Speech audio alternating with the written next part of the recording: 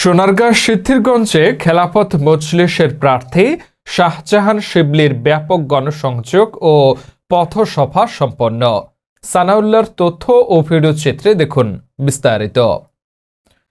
বাংলাদেশ খেলাফত মজলিস মনোনীত সোনারগাঁ সিদ্ধিরগঞ্জ আসনের প্রার্থী মাওলানা মোহাম্মদ শাহজাহান শিবলির নেতৃত্বে বুধবার ২৬ নভেম্বর বিকাল ৩টা থেকে সন্ধ্যা পর্যন্ত উচ্ছ্বসিত পরিবেশে গণসংযোগ, লিফলেট বিতরণ ও পথসভা অনুষ্ঠিত হয়।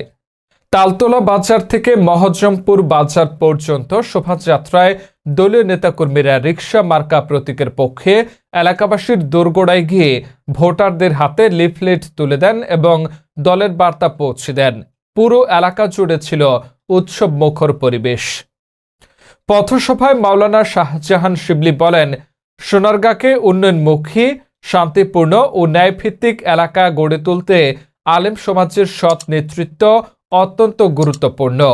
দুর্নীতি, সন্ত্রাস ও চাঁদাবাজির বিরুদ্ধে আমার অবস্থান স্পষ্ট ও দৃঢ়।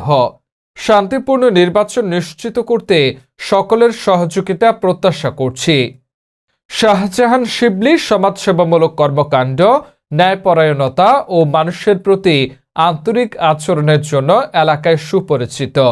দীর্ঘদিন ধরে তিনি শিক্ষা, ধর্মীয় মূল্যবোধ ও সামাজিক উন্নয়নে সক্রিয় ভূমিকা রেখে আসছেন।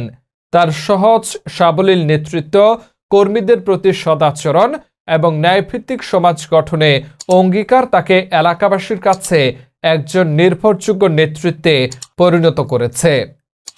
গণসংযোগে আরও উপস্থিত ছিলেন মাওলানা ফজলুল হক রহমানী, সাংগঠনিক সচিব, খেলাফত মজলিস নারায়ণগঞ্জ জেলা, মাওলানা আবিদ হোসাইন, সভাপতি, জামপুর ইউনিয়ন খেলাফত মজলিস, মাওলানা সাইদুর রহমান সাইফি, মাওলানা নুরুল হুদা ফয়জি, মাওলানা আবুল হাসনাত, মাওলানা হজরত আলী সহ আরও নেতৃবৃন্দ জানান, সোনারগাঁ সিদ্ধিরগঞ্জে শান্তি, ন্যায় ও মূল্যবোধ ভিত্তিক সমাজ প্রতিষ্ঠায় জনসম্পৃক্ততা দিন দিন বাড়ছে এবং জনগণ খেলাফত মজলিসের প্রার্থীর প্রতি আস্থা প্রকাশ করছে।